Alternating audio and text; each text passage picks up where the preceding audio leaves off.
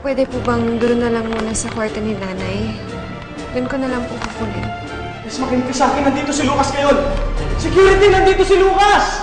Sige, babalik na muna ako kay Nanay Madel mo, ha? Galing yan doon? Thank you, Nay. Okay po.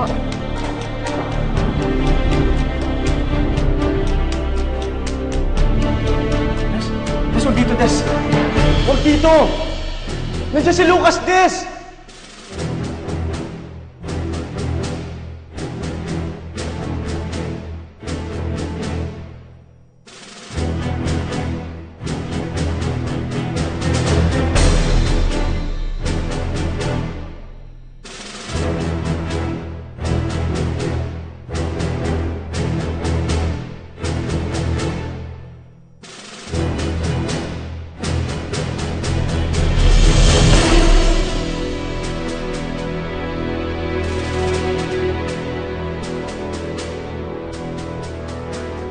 Baby, ako naman ang mapapatay sa kanya, ha?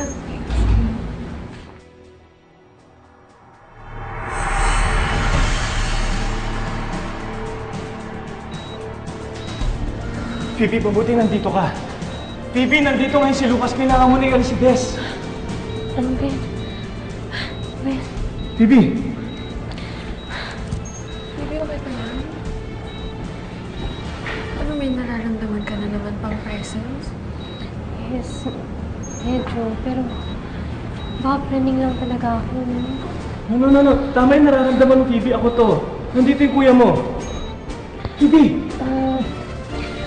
Sige, lalabas muna ako, ha. Talaga kasi ako makahinga dito, eh. No, Phoebe, huwag kang umalis. Phoebe, huwag mo iwan si Des, Phoebe! Phoebe, sandali lang, Phoebe. Ba't kayo natutulog lahat? Uy, magsigising kayo! Si Des! Nanganganib si Des! Gumising kayo! Excuse me, miss. Saan yung room ni Alvin Sanchez? For a while po, mama.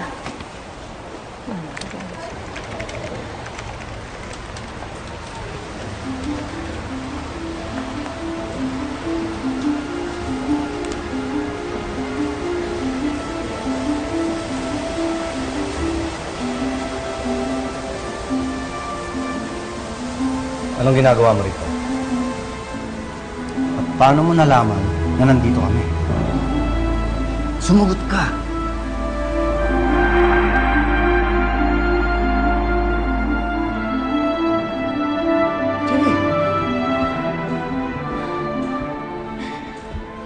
JB, mabuti dumating ka.